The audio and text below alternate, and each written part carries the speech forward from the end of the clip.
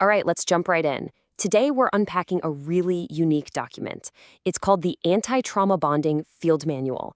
And honestly, it reads less like a self-help book and more like a declassified manual on psychological operations.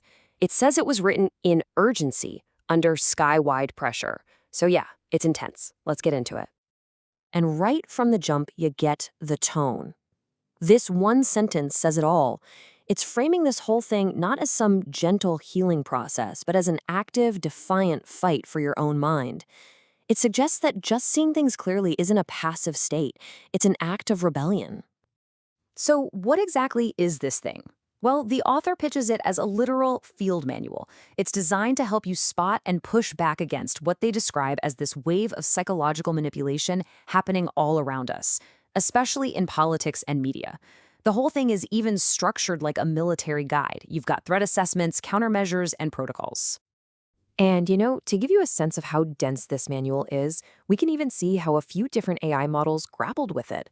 ChatGPT called it a razor-sharp psychological toolkit, but also pointed out, hey, the intensity here might be a bit much for some people.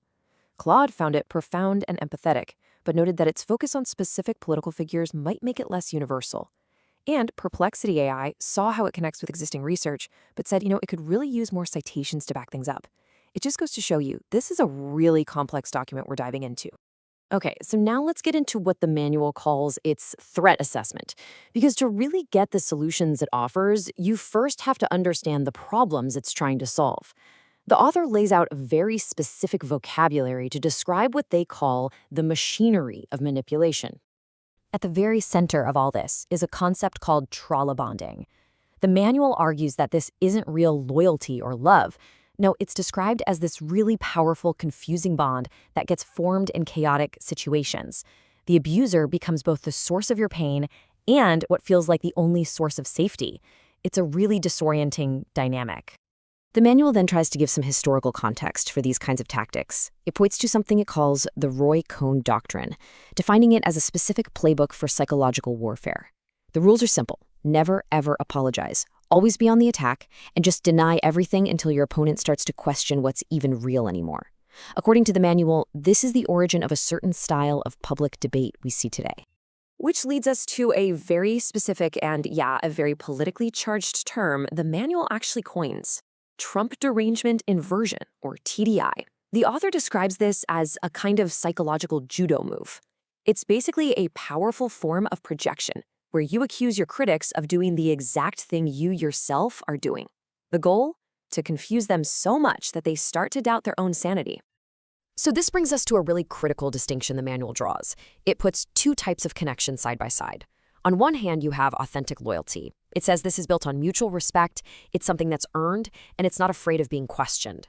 But on the other side, you have trauma bonding. The manual calls this psychological captivity.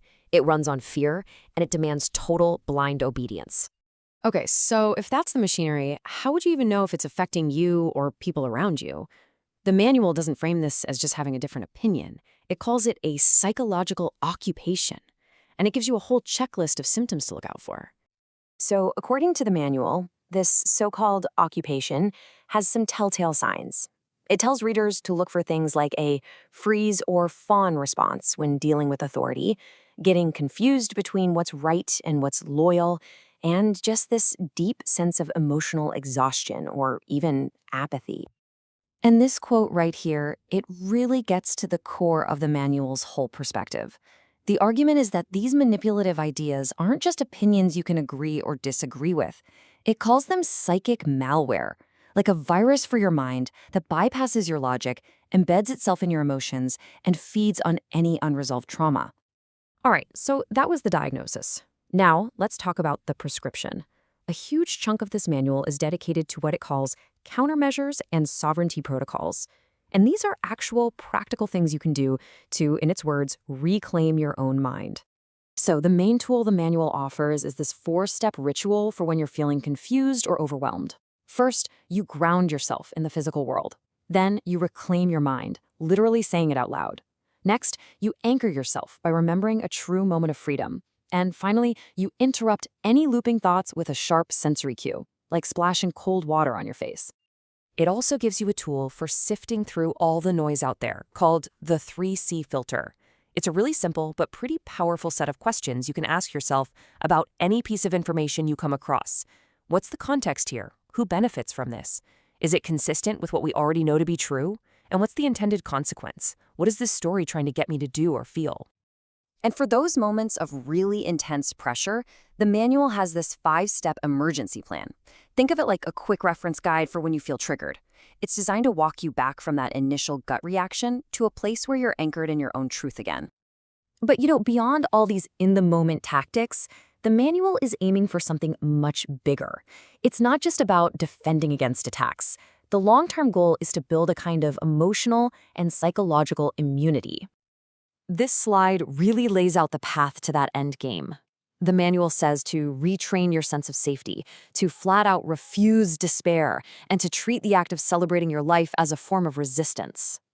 But maybe the most profound idea here is the last one, to see trauma not as something that buries you, but as a compass, proof that you made it through, and a tool that can actually guide you back to clarity. This quote really just wraps up the entire philosophy of the manual, doesn't it? It draws a very clear line in the sand between respect and worship. The argument is that real, healthy power isn't afraid of being questioned. It's a call for a loyalty that's earned through trust, not demanded by fear. At the end of the day, this field manual doesn't pretend it has all the answers. Instead, it leaves us with this question. And it's a huge one, right? It's really at the heart of living in our modern world. In a world just saturated with noise, how do any of us find and hold on to what's actually true for us? That's the real insurgency it's calling for.